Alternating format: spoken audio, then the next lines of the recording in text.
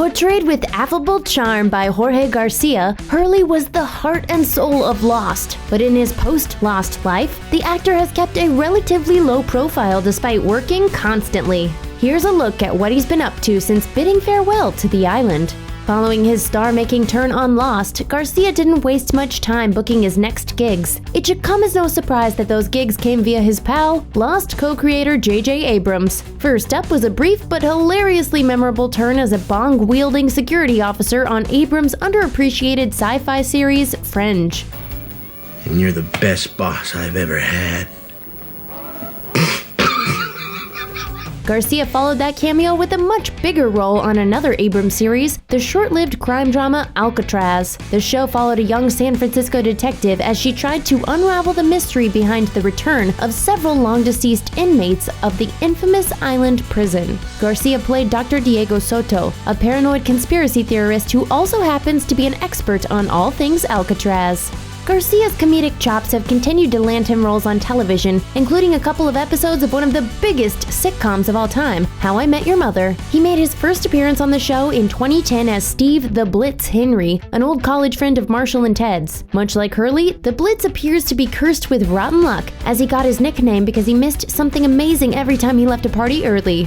The episode also makes clever use of Garcia's Lost background by using his cursed lottery numbers as a phone number. Garcia would reprise the role for another brief but memorable cameo in the show's final season, when we see that the Blitz's luck hasn't changed all that much over the years.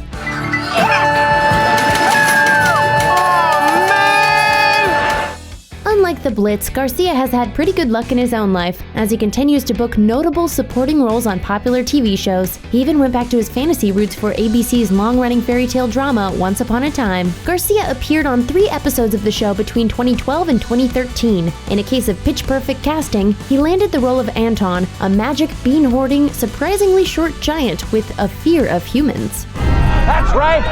Run! Run!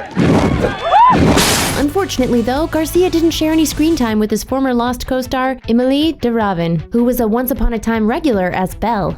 Garcia's most surprising cameo came in 2010, when the actor's smiling face graced the cover of Weezer's 8th album, the aptly titled Hurley. Yes, indeed, the album was actually named after Garcia's beloved Lost character. As frontman Rivers Cuomo explained, after deciding to use a photo of Garcia as the cover art, the band realized that fans would just refer to it as the Hurley record, so it only made sense to beat them to the punch. Fortunately, the album didn't suffer its namesake's generally rotten luck. It received a warm, critical reception and debuted at number 6 on the Billboard 200. In an even more surprising turn of events, the band even invited Garcia to come perform live with them on several tour stops supporting the album, and honestly, he wasn't half bad. Garcia worked hard to make his fans laugh when he appeared in 2015's The Ridiculous Six, a Netflix original movie packed with the likes of Adam Sandler, Rob Schneider, and about a dozen or so other men and women. If you've never heard of Ridiculous Six, that's probably because it wasn't very good. In fact, it stands as one of the worst reviewed films in Adam Sandler's career. That being said, Garcia's turn as the unintelligible Herm was one of the few jokes that actually worked. Although, considering the way the movie was received, perhaps he'd rather forget he was in the movie at all.